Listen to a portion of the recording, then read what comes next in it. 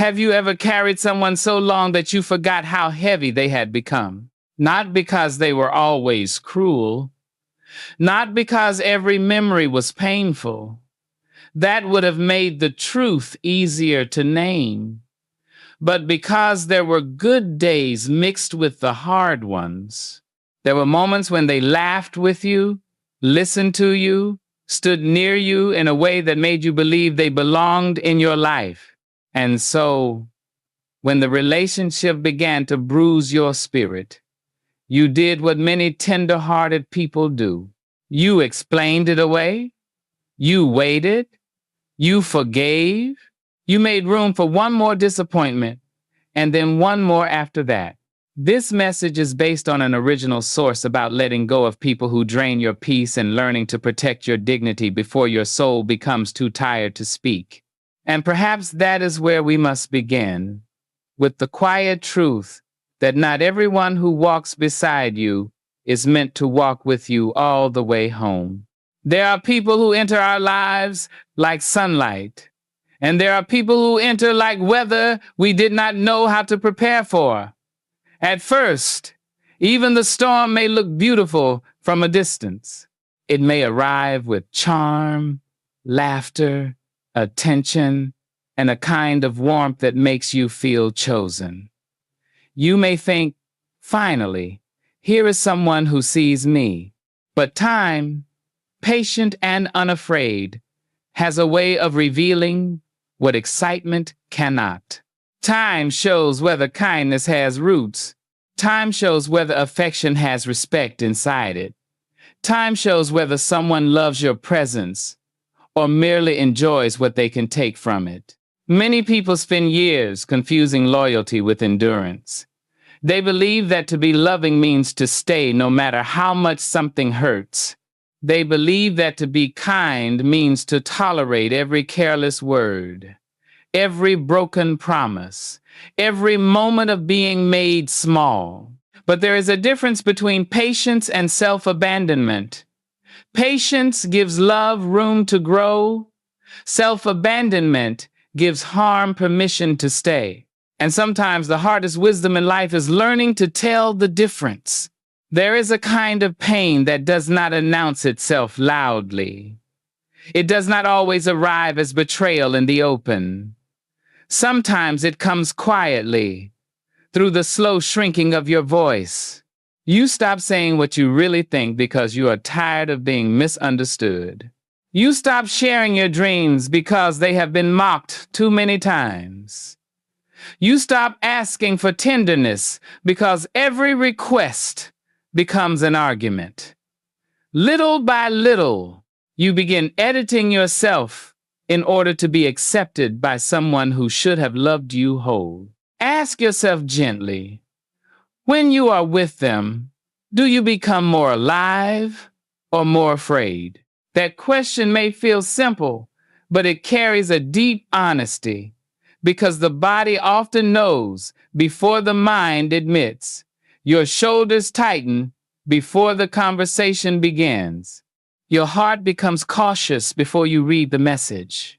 Your joy becomes quiet in their presence, as though it is asking permission to exist. And still, you may tell yourself, maybe I am too sensitive. Maybe I expect too much. Maybe this is just how relationships are. But no, beloved, a relationship may challenge you, but it should not constantly diminish you. Love may require patience, but it should not require the death of your dignity. Friendship may pass through hard seasons, but it should not become a place where your spirit is always begging for air. The tragedy of toxic connections is not only that they hurt you, it is that, over time, they can teach you to mistrust your own pain. You begin to wonder whether your sadness is valid. You begin to question whether respect is too much to ask. You begin to mistake emotional exhaustion for devotion. And when someone repeatedly treats your kindness as weakness, you may start believing that your softness is the problem. But your softness was never the problem. Your willingness to love was never the problem. Your open heart was never the problem. The problem was placing sacred things into careless hands and then blaming yourself when they were not held with reverence. There are people who can receive your goodness and become gentler because of it. And there are others who will receive your goodness and assume you have no boundaries. Wisdom is not becoming cold. Wisdom is learning where your warmth can safely live. Think of a garden. A garden does not become cruel because it has a fence. The fence does not mean the flowers hate the world. It means there is something growing inside that must be protected from being trampled. Your peace is like that. Your inner life is like that. Your dreams, your voice, your healing, your capacity to hope again. These are living things. They cannot flourish where they are constantly stepped on. And yet letting go is rarely simple, because the heart remembers what once felt beautiful. It remembers the laughter, the promises, the early tenderness, the version of that person you thought was real. It remembers the beginning and asks, what if we could go back? But sometimes the beginning was not the whole truth. Sometimes it was only the doorway, and what came after showed you what kind of house you had entered. There comes a moment when the soul grows tired of explaining what should have been understood with love, tired of asking for respect in places where disrespect has become a habit, tired of carrying the emotional weight of a bond that only survives because you keep lifting both sides. That moment may not look dramatic. You may not shout. You may not slam a door. You may simply wake up one morning and feel something inside you whisper, I cannot keep disappearing to make someone else comfortable. And that whisper is not bitterness. It is your dignity returning. There is a sacred ache that comes when you finally see the truth clearly. It is not only the pain of what happened, it is the pain of realizing how long you tried to survive it by calling it something else. You called it loyalty. You called it patience. You called it understanding. You told yourself they were going through a hard time. You told yourself they did not mean it that way. You told yourself that if you loved more carefully, spoke more gently, gave more freely, perhaps the relationship would become what you had hoped it would be. And there is compassion in that. We must not shame ourselves for the ways we tried to hold on. Many of us were taught to repair before we were taught to protect. We were taught to forgive before we were taught to discern. We were taught to keep the peace before we were taught to ask whether the peace we were keeping was even ours. But one honest way to understand healing is this. Healing begins when you stop calling your own suffering a small thing. For a long time, you may have lived in emotional drought and still tried to bloom. You gave encouragement while feeling unsupported. You offered tenderness while feeling unseen. You made room for someone's feelings while your own were treated like an inconvenience. And because you were strong, people assumed you did not need care. Because you were forgiving, they assumed they could keep wounding you. Because you stayed, they assumed staying cost you nothing, but it did cost you something. It costs you rest. It costs you clarity.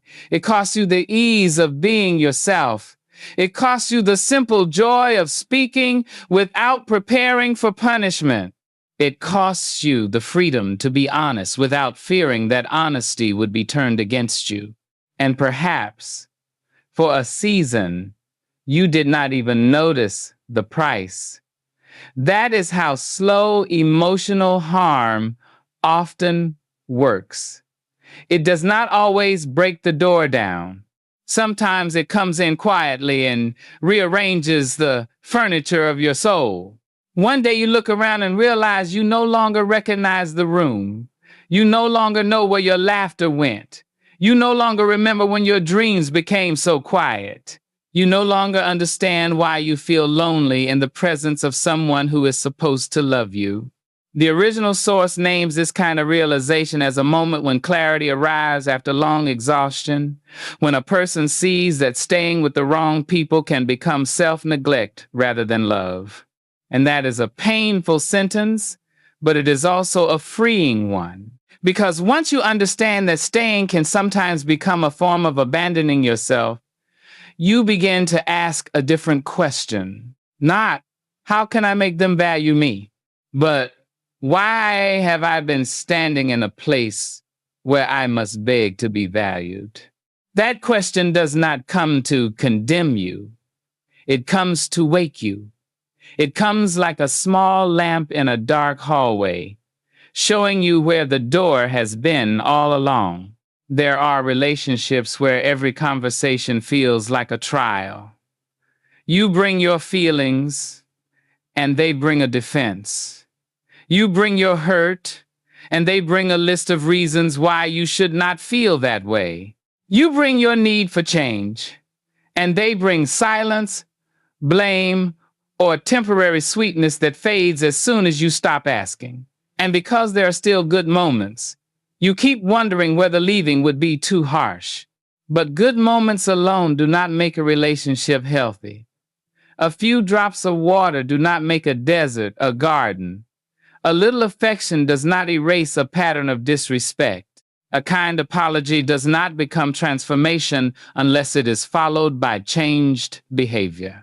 Sometimes the heart keeps remembering who someone was at the beginning because it cannot yet bear to accept who they have become in the pattern. But love cannot live on memory alone. Trust cannot be fed by yesterday's tenderness while today's reality continues to wound you. So what do you do when your heart is attached to someone your spirit no longer feels safe with? You begin gently. You begin honestly. You stop arguing with the part of you that knows. You write down what keeps happening, not just what you hope will happen. You pay attention to patterns, not promises. You ask yourself, am I free to be myself here? Am I becoming more whole or more hidden?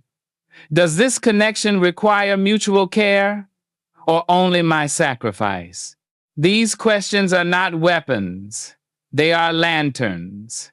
They help you see without hatred. They help you choose without cruelty. Because walking away from what harms you does not require you to become hard-hearted. You can release someone and still wish them healing. You can step back and still carry compassion. You can admit that they have their wounds, their history, their own unhealed places, and still refuse to let those wounds become a permanent shelter for your pain.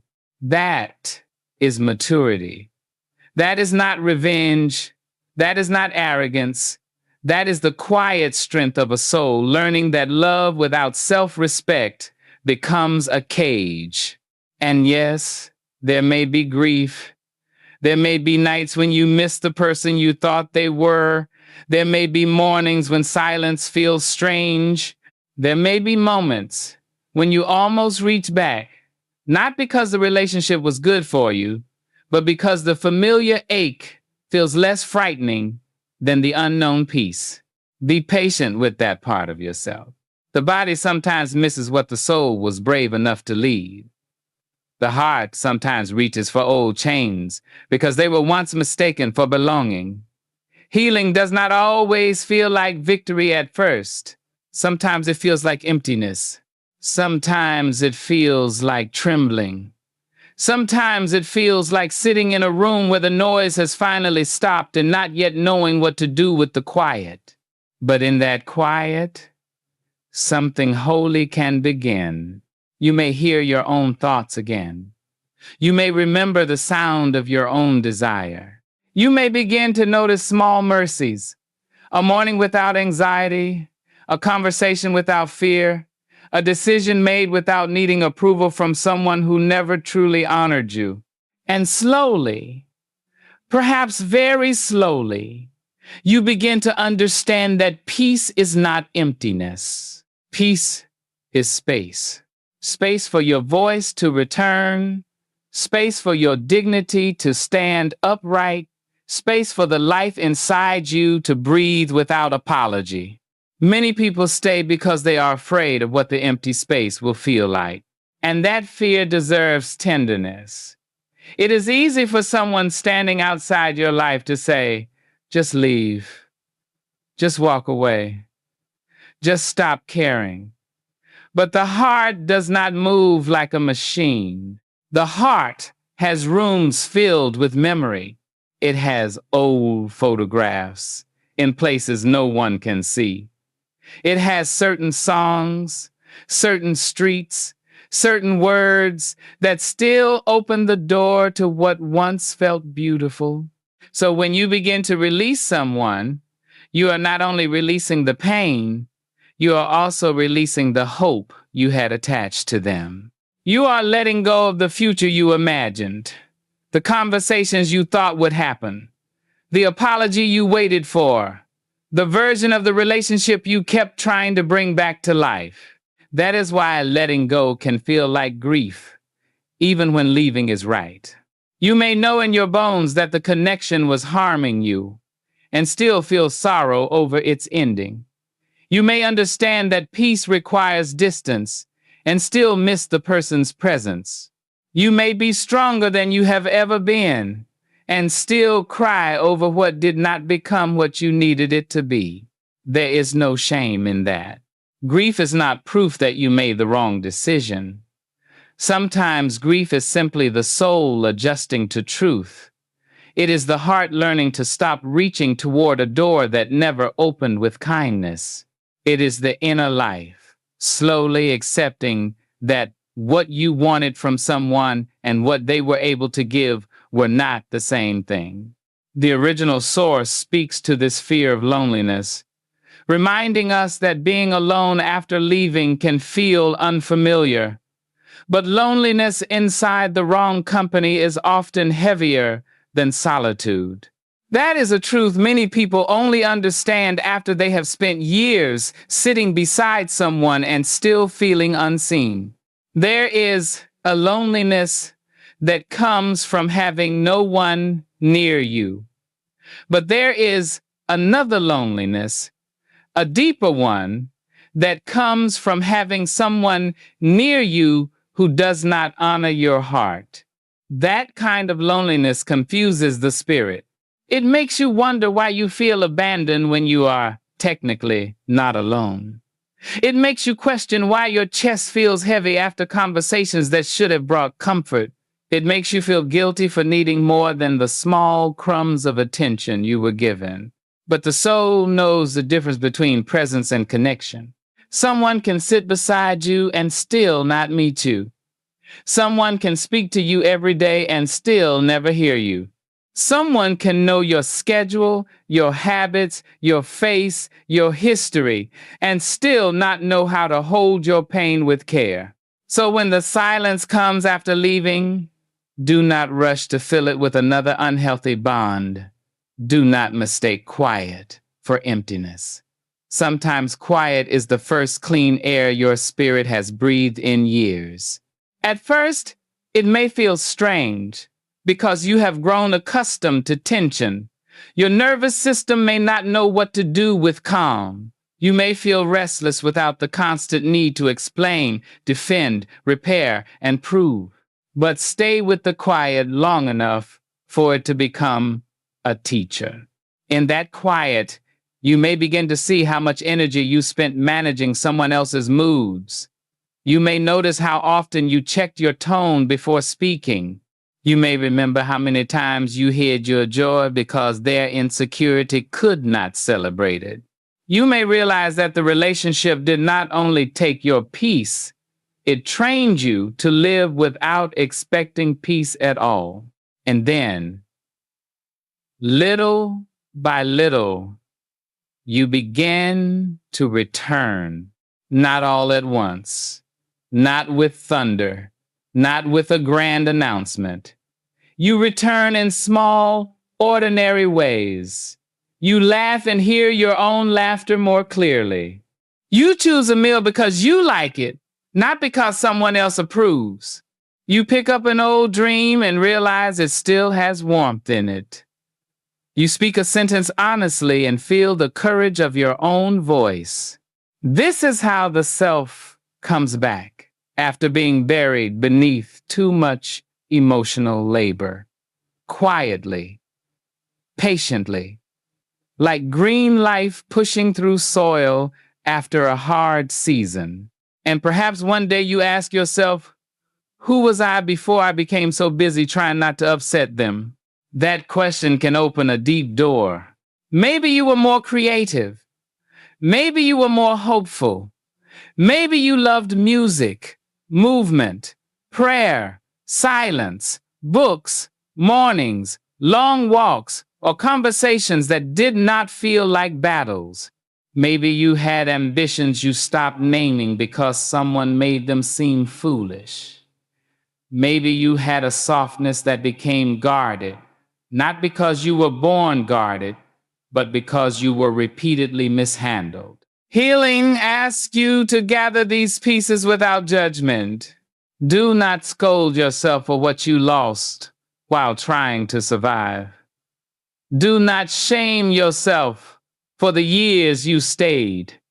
You were doing the best you could with the understanding, courage, and support you had at the time.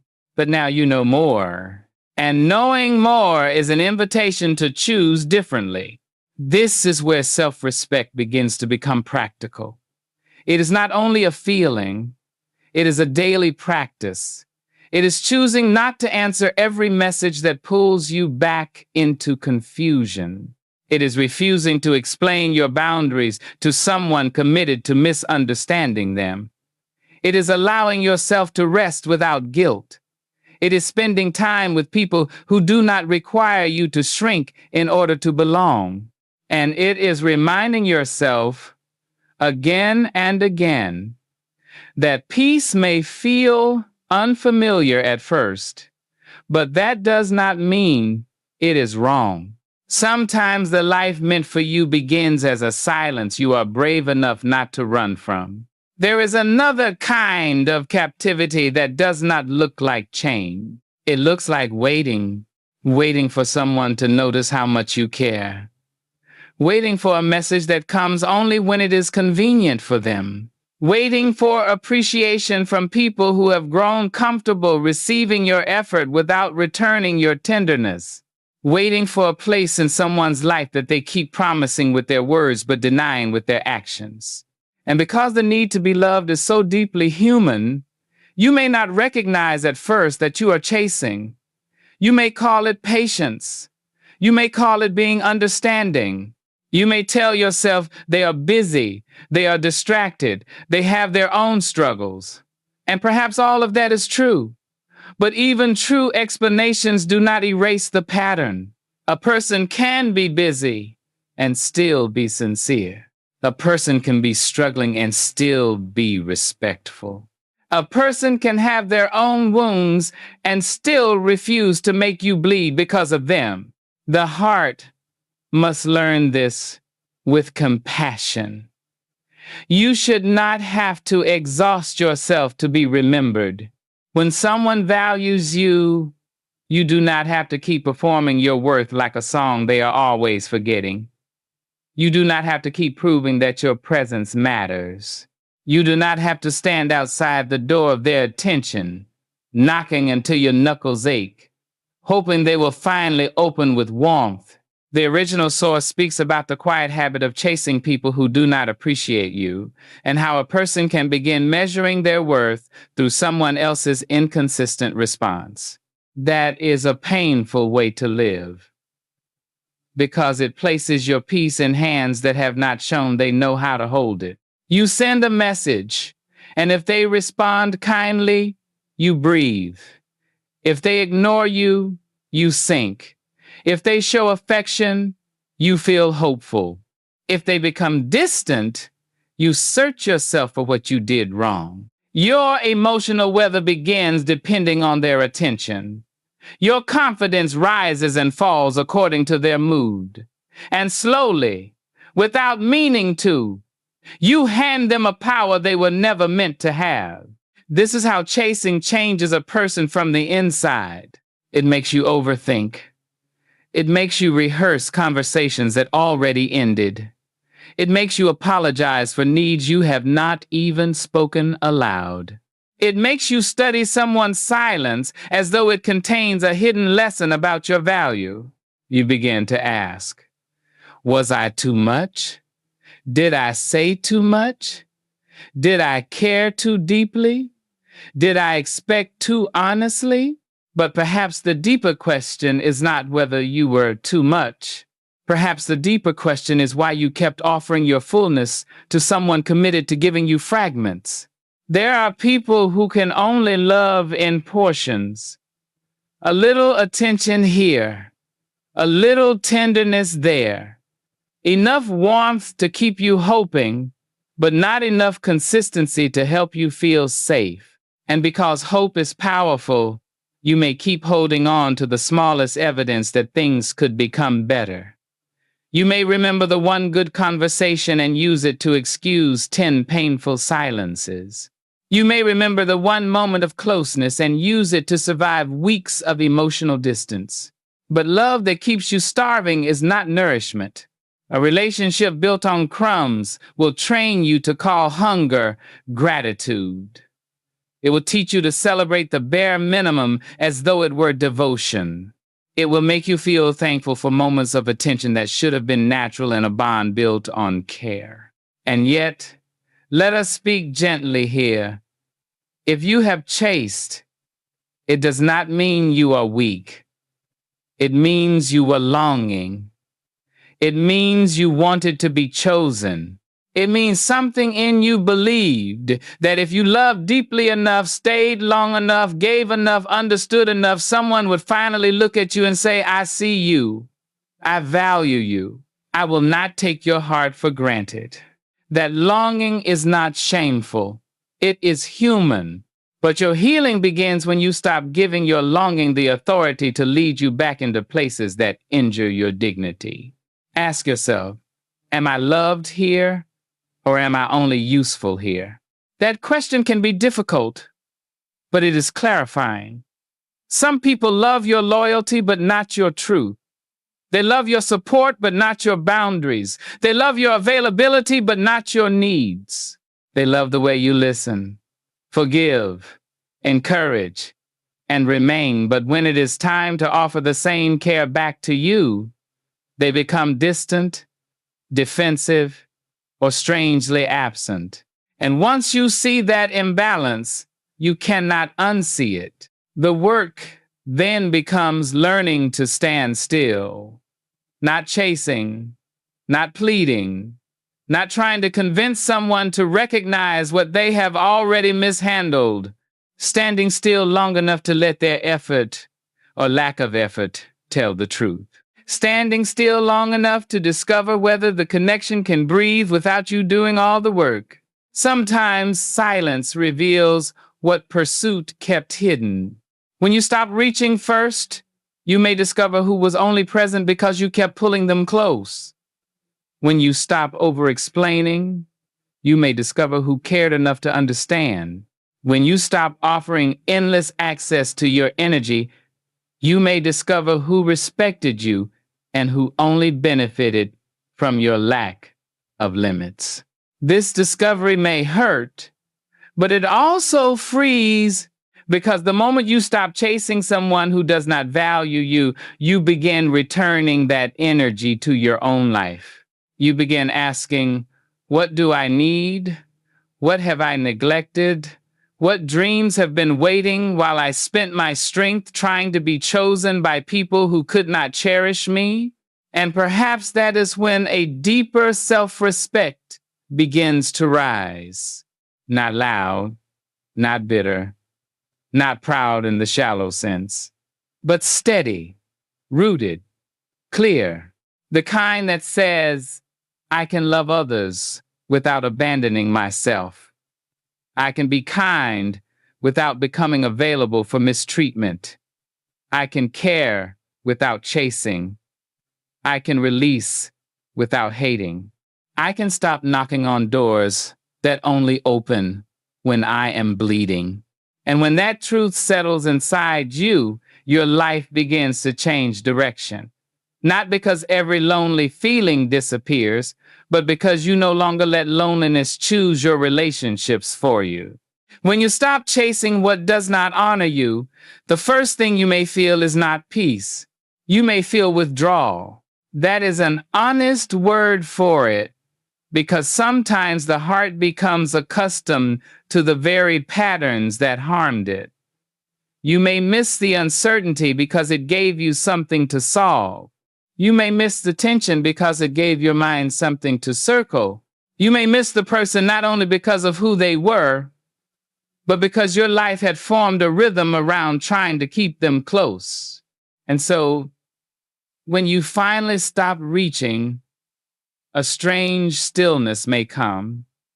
Your hand no longer moves toward the phone as quickly. Your mind no longer builds a whole story around one delayed response. Your spirit no longer runs after someone who only turns around when they feel you leaving. But even then, a part of you may wonder, did I do the right thing? Was I too hard? Should I try one more time? That is why self-respect must become more than a moment of courage. It must become a practice. A moment can help you walk away. A practice helps you stay away from what kept breaking you. The original source reminds us that self-respect grows through repeated choices that protect dignity, emotional health, and peace. That means you may have to choose yourself more than once. You may have to choose yourself on the day you feel strong, and again on the day you feel lonely.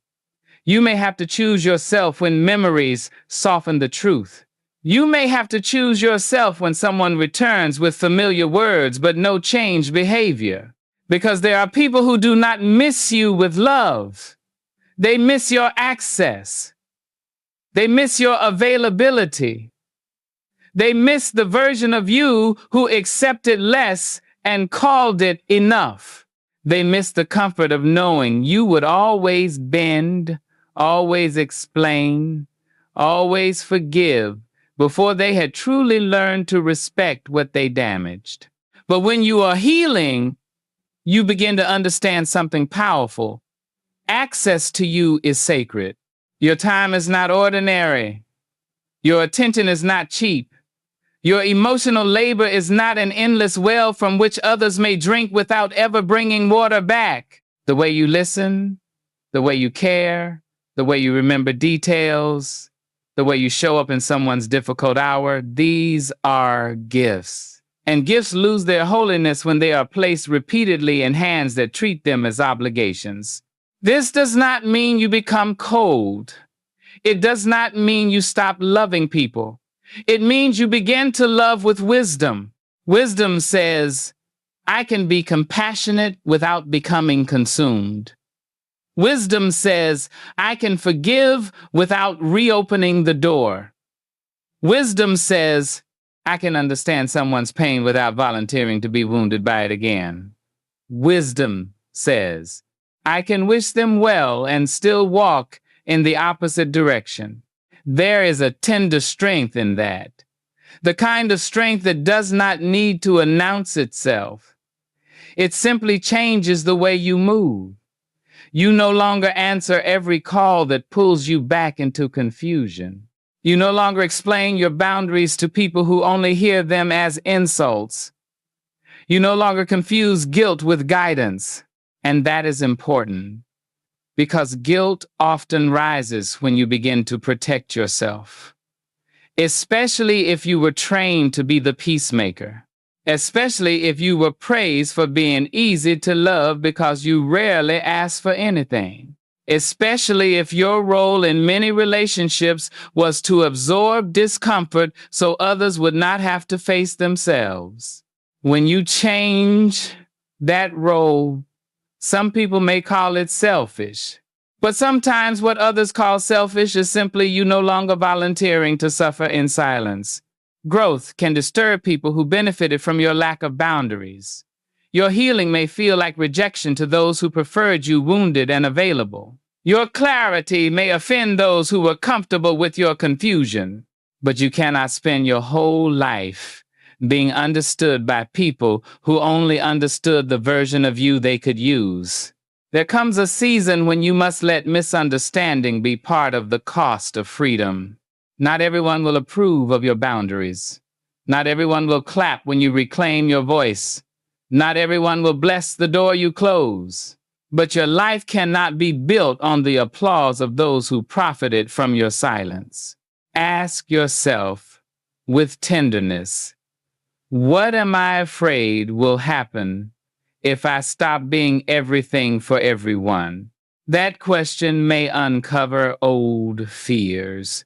Fear of abandonment, fear of being called difficult, fear of becoming alone, fear of disappointing people who never worried about disappointing you. But beneath those fears, there is often a deeper longing. The longing to finally belong somewhere without having to disappear. And that belonging must begin within you. You must become a safe place for your own truth. You must stop treating your feelings as interruptions. You must stop negotiating with your exhaustion. You must stop calling your needs too much simply because someone else refused to meet them with care. A boundary is not a punishment. It is a statement of truth. It says, this is where my peace must be protected. It says, this is what I can give without betraying myself. It says, this is what I will no longer pretend is acceptable. A boundary does not close your heart. It gives your heart a home with doors, windows, and locks that work. And the people who love you with maturity will not need to destroy those doors to feel close to you. They will knock, they will listen, they will respect the spaces where you are still healing. They will not demand that you bleed again just to prove you are forgiving. They will understand that closeness without respect is not intimacy, it is invasion. Little by little, as you practice this kind of self-respect, your inner world becomes less crowded with fear. You begin to feel the difference between peace and people-pleasing. You begin to notice who honors your no, not just who enjoys your yes.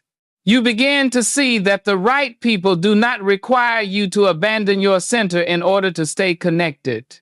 And perhaps most beautifully, you begin to trust yourself again. You trust the discomfort that tells you something is wrong.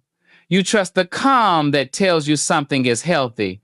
You trust the quiet voice inside you that says, I have survived enough to know when my spirit is being asked to pay too high a price. That voice is not cruel. It is a part of you that still believes your life is worth protecting.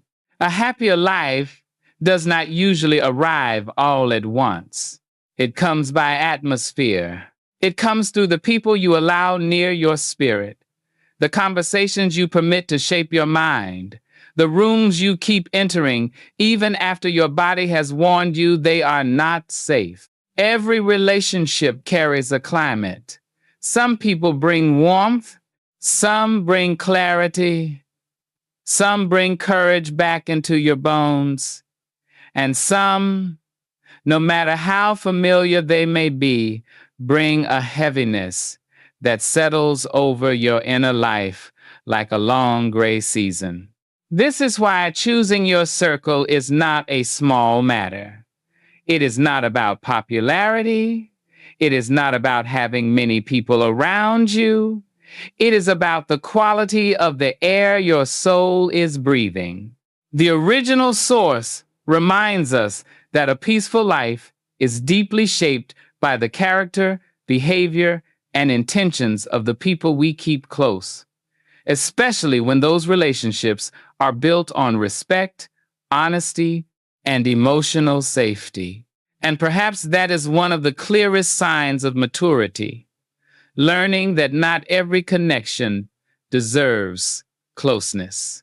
Some people may remain in your life, but no longer in your inner circle.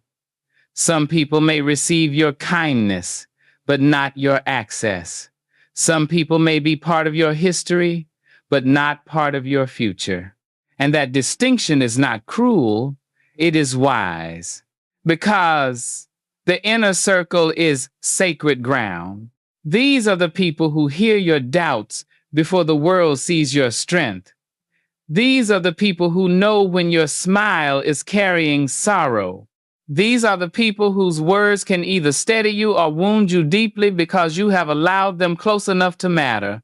And when that space is filled with criticism, manipulation, jealousy, or emotional carelessness, your whole life begins to feel unsafe. You may still function. You may still work, smile, answer messages, and keep your responsibilities. But beneath it all, something in you stays braced. You live as if you are always waiting for the next sharp word, the next disappointment, the next moment when your honesty will be punished. That is not peace. That is survival disguised as normal life. A healthy circle does not demand that you become perfect. It does not mean every conversation is easy or every disagreement is painless. Real relationships will still require patience, humility, apology, and growth. But there is a difference between healthy difficulty and constant emotional danger. Healthy difficulty says, we are different, but we can speak with respect. Emotional danger says, be quiet or you will be punished. Healthy difficulty says, we hurt each other, but we will take responsibility. Emotional danger says, your pain is an inconvenience to my comfort. Healthy difficulty allows truth to breathe.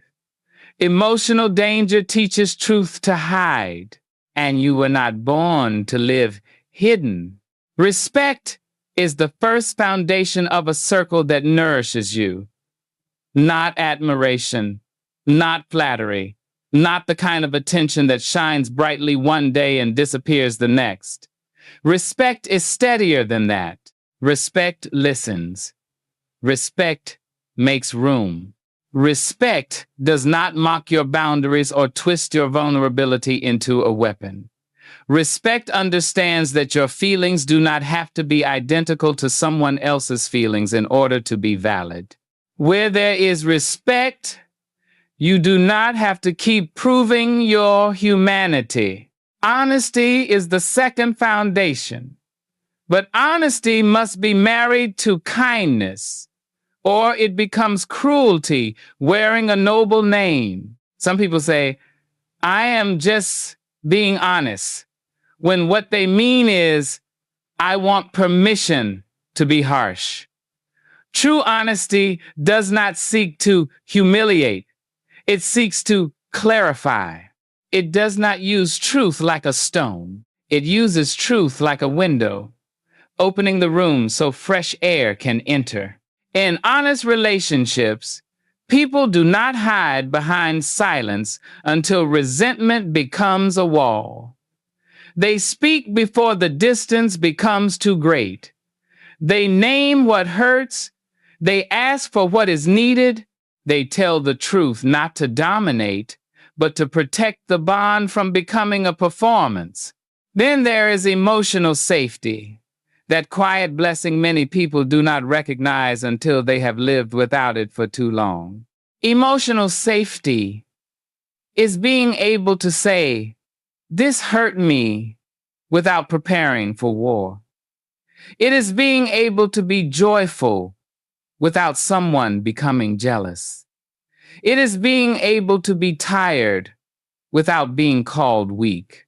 It is being able to be human without fear that your humanity will be used against you later. Ask yourself, who helps me feel more honest, more grounded, more myself? That question can reveal the shape of your circle. Because the right people do not make you feel as though you must disappear to be loved. They make space for your becoming. They do not compete with your growth. They do not treat your healing as a threat. They can celebrate your progress without needing to pull you back into old versions of yourself. And when life becomes difficult, as life always does, these people become a kind of shelter. Not because they can fix everything. No human being can. But because they can sit beside you without making your pain heavier, they can listen without turning your wound into gossip. They can offer truth without stripping you of dignity. They can remind you gently that you are not alone in the storm. That kind of connection is not loud. It may not look dramatic, but it is one of the great treasures of a life well tended. So perhaps the question is not, how many people do I have? Perhaps the question is, who can stand near my heart and not harm what is still healing? The answer to that question may change your life. It may make your circle smaller, but smaller is not always poorer. Sometimes smaller means cleaner. Smaller means safer. Smaller means the garden has room to grow because the weeds are no longer taking all the light. And in that kind of space, your spirit begins to rise again. There is a beautiful responsibility that comes with seeking healthier relationships. It is not only the responsibility to choose better people, it is also the responsibility to become more honest about the kind of presence you bring into the lives of others. Because healing is not merely about walking away from those who wounded you. It is also about learning not to carry your wounds into every new room as though everyone there must pay for what someone else did. This is delicate work. When you have been hurt, it is natural to become cautious. It is natural to guard your heart more carefully. It is natural to listen a little longer before trusting, to watch behavior before believing words, to notice whether someone's kindness remains steady when they are disappointed, tired, or challenged. That kind of discernment is wisdom, but healing asks us to be careful not to let discernment become suspicion of every gentle hand. Not everyone who comes near you is coming to harm you. Some people arrive with clean intentions. Some people truly do know how to love with respect. Some people will not punish your honesty, envy your growth, or treat your boundaries as rejection. But if pain has trained you to expect betrayal, you may find yourself flinching even in the presence of care. You may test people who have not harmed you. You may withdraw when intimacy begins to feel real. You may confuse peace with boredom simply because chaos became familiar. So part of rebuilding your life is learning to recognize health when it arrives. Health may feel quiet at first. It may not come with the intensity you once mistook for love. It may not pull you into emotional highs and lows.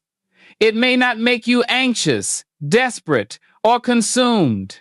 Instead, it may feel steady, clear, gentle, safe. And if you are used to proving yourself in order to be chosen, safety can feel unfamiliar. You may wonder, why is this not dramatic? Why am I not afraid? Why do I not feel the need to chase? Perhaps because your nervous system is finally meeting something that does not require survival. The original source points toward relationships built on mutual respect, open communication, emotional safety, and genuine care relationships, where both people can express themselves without fear of being ridiculed or dismissed. And when you begin to experience that kind of connection, you may realize how long you lived mistaking tension for depth. But healthy relationships do not simply happen because we desire them. They grow through mutual effort. They ask us to listen as well as speak, to apologize when we are wrong, to tell the truth before resentment becomes poison, to stop expecting people to read pain we have not been willing to name, to understand that boundaries protect closeness when they are expressed with honesty and received with maturity.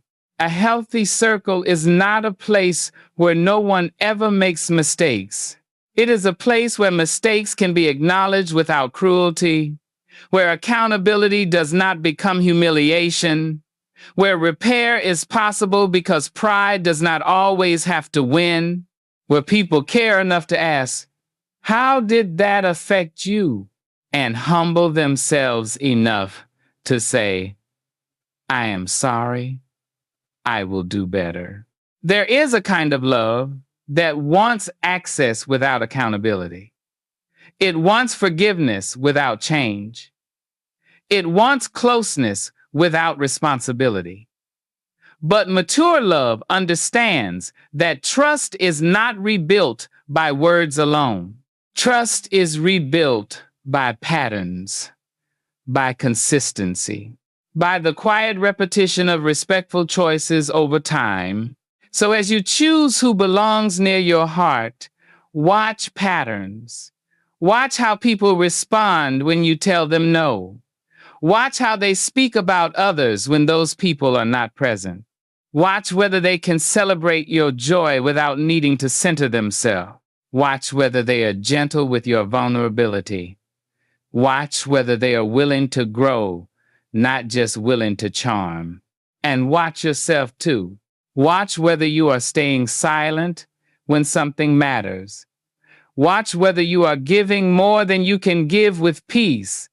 Watch whether you are saying yes from love or from fear. Watch whether you are bringing old defenses into new relationships that deserve a fair beginning. This is not self-blame. This is self-awareness.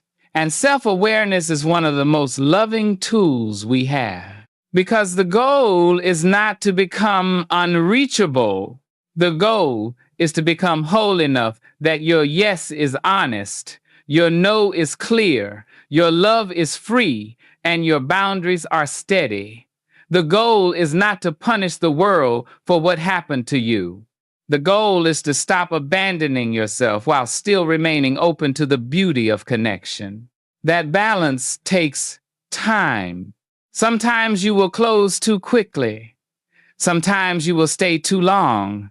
Sometimes you will speak too sharply because an old wound answered before your wisdom could. Sometimes you will forgive too fast because you are afraid of loss. But every mistake can become a teacher if you are willing to meet it with honesty instead of shame. Healing is not a straight road. It is more like learning to walk again after carrying weight for years. At first, even freedom can feel unsteady. But with each step, you begin to feel your own strength returning. You begin to understand that you can be tender and discerning. You can be loving and protected. You can be generous and still have limits. You can forgive the past without inviting it to repeat itself. And perhaps this is where the deeper transformation begins. When you stop asking life only for people who will not hurt you and begin asking to become a person who knows how to choose, receive, and offer love with wisdom. Because the right circle is not built only by finding good people. It is built by becoming awake enough to recognize them healed enough to receive them, and honest enough to be one of them. And so, after all the pain, after all the learning, after the long seasons of explaining yourself to people who were not listening, you begin to understand that peace is not something you stumble into by accident. Peace is something you practice. You practice it when you stop arguing with what your spirit already knows. You practice it when you no longer call disrespect a misunderstanding simply because you are afraid to name the truth. You practice it when you let the wrong people be wrong about you without rushing to defend your heart to ears that were never open. There is a dignity in finally saying, I cannot keep paying for connection with my own disappearance. That sentence may not be easy to live. It may tremble when you first speak it. It may feel unfamiliar in your mouth, but the more you honor it, the more your life begins to arrange itself around a deeper truth. You are not placed here merely to be tolerated, used, managed, or emotionally exhausted. You were placed here to grow, to learn, to give love wisely, to receive love honestly, and to become more fully yourself without shame. The original source reminds us that happiness often begins not by gaining something new, but by releasing what has been hurting us for far too long. And that is one of life's quiet mercies. Sometimes what feels like an ending is really the first breath of a more honest beginning. You may have thought letting go would make you empty, but perhaps it is making you available to your own voice, available to healthier love, available to friendships where you do not have to shrink, available to mornings that do not begin with anxiety, available to dreams that were waiting patiently beneath the noise. This is not about becoming hard. Hardness is not healing. Hardness is often just pain wearing armor. True healing is softer and stronger than that. It allows you to remain compassionate without handing your life back to what harmed you. It allows you to forgive without pretending the wound did not matter.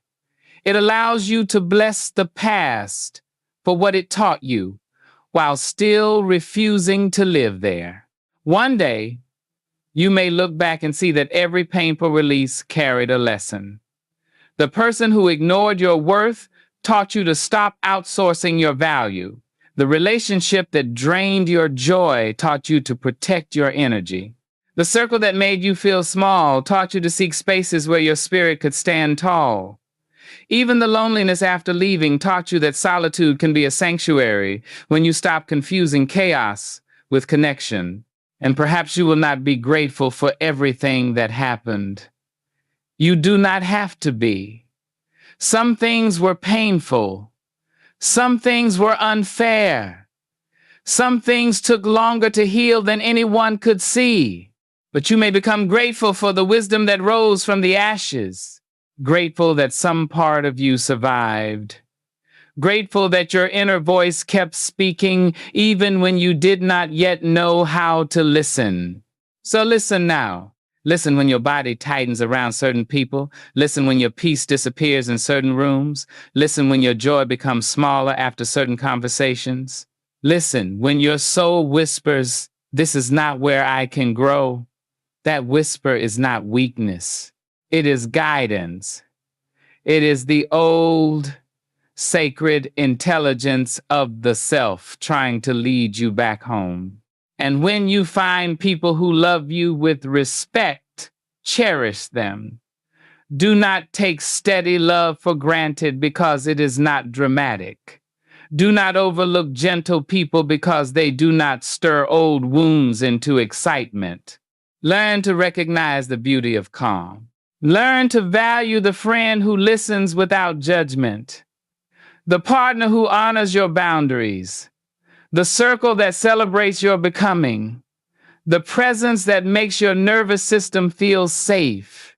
These are not small gifts. They are part of the architecture of a peaceful life. A happier life is not built by keeping everyone close. It is built by learning who can be trusted with closeness. It is built by releasing the need to be chosen by those who cannot see you clearly. It is built by understanding that your kindness is precious, your time is sacred, your heart is worthy of care, and your peace deserves protection. So if you are standing at the edge of a difficult goodbye, may you be gentle with yourself. If you are grieving someone you had to release, may you understand that grief does not mean you were wrong. If you are rebuilding after being diminished, may you remember that nothing someone failed to value in you has disappeared. Your worth is still here. Your voice is still here. Your future is still quietly waiting for your return. And if all you can do today is take one honest step away from what is breaking you, let that be enough. One step away from begging, one step away from shrinking, one step away from explaining your worth to people committed to misunderstanding it, one step toward peace, one step toward dignity, one step toward the life where your soul can breathe again. Because the day you stop holding on to what keeps harming you is not the day love ends. It may be the day love finally becomes truthful. It may be the day you learn to love yourself without apology. It may be the day your life begins opening slowly and tenderly into the kind of peace you once thought you had to earn. And when that day comes, remember this: the original source is listed in the description, but the deeper source is the wisdom your own life has been trying to teach you all along.